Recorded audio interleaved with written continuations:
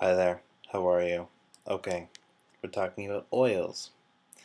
When I go into botanicas, I often see hundreds of colorful little bottles filled with a whole gambit of supposed things. Who knows?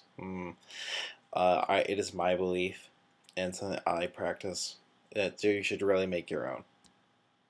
You really should. It's very simple. Well, there's very little that's involved sometimes. More, it's some of them are only three ingredients long, and those three ingredients can be found in your kitchen. So we should try to make them when we can, because it's a little bit more powerful, I think. Unless the act is in purchasing the ingredient, then that's a totally different story, and we have to do it that way. You know. So we should just discuss a few topics. First, herbs. I like to use fresh herbs in mine as opposed to dry herbs if I can.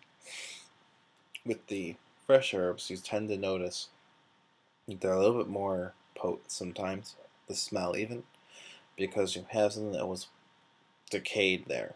And so it's always a bit more musty on occasion, but it has the power of the life that was in those plants when you put them there, when you place them into the oil.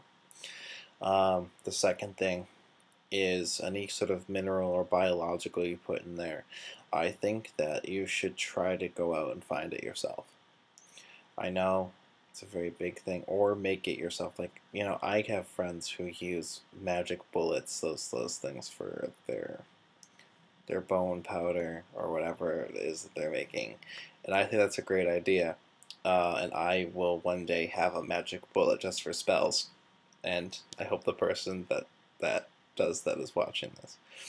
But uh, yeah, I think you should make those things or find them. If you need a vulture feather, you should go out and find a vulture feather or trade someone. There are these trading groups all the time, and granted, if you ask someone for a vulture feather, you're going to receive 7 posts about how it's illegal. Yeah, move along, move on. Anyhow, so that's another thing with stones. I add some stones to mine sometimes. Um, I try to get them from. I have to buy them.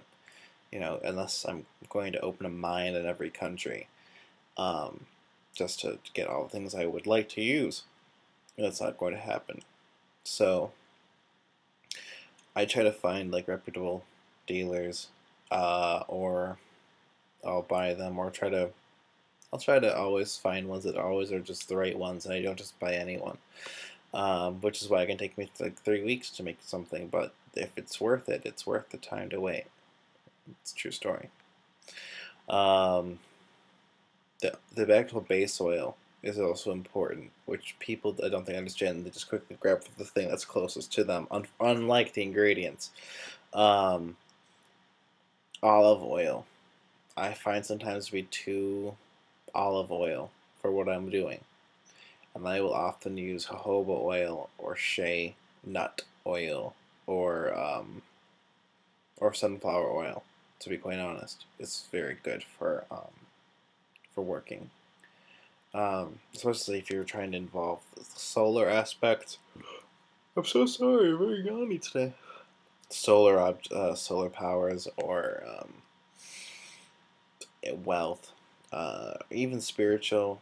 Like it's spirit, very very spiritual. The sunflower is very modern association with the spirit world. So it's not my. I don't do that, but you know the symbol, and you could apply it to the right people. I wouldn't make an oil for myself though to use that for those reasons. I'd probably go with something else for sure. Um, but it's an idea.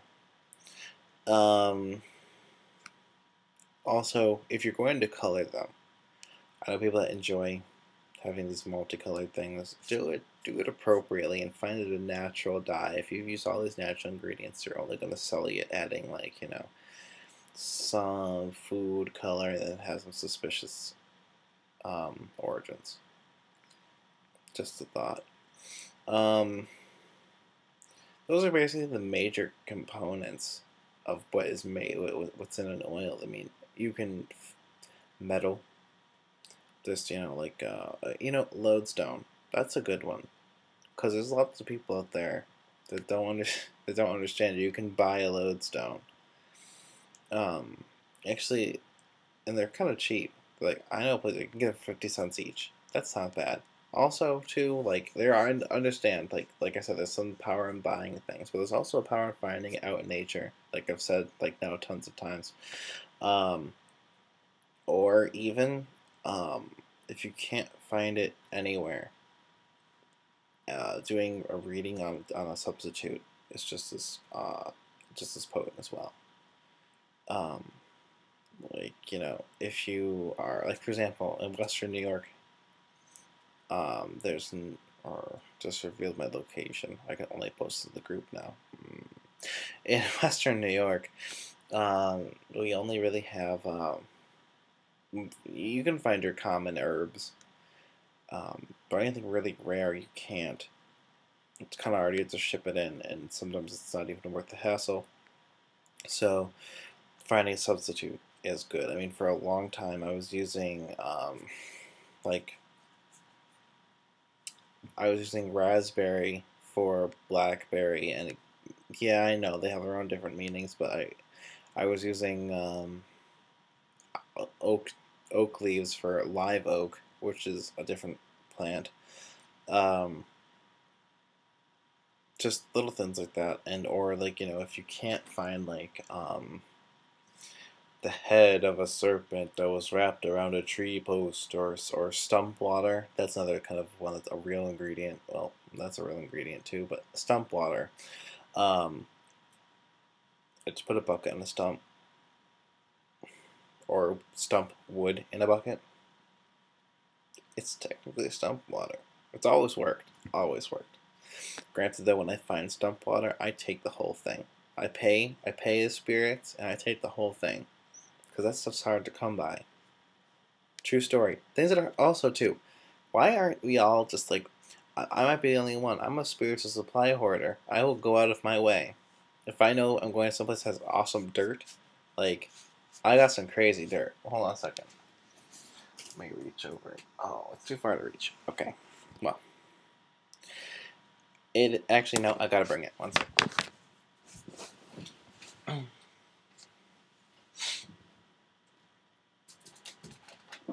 No. Okay. Sorry about that. All right.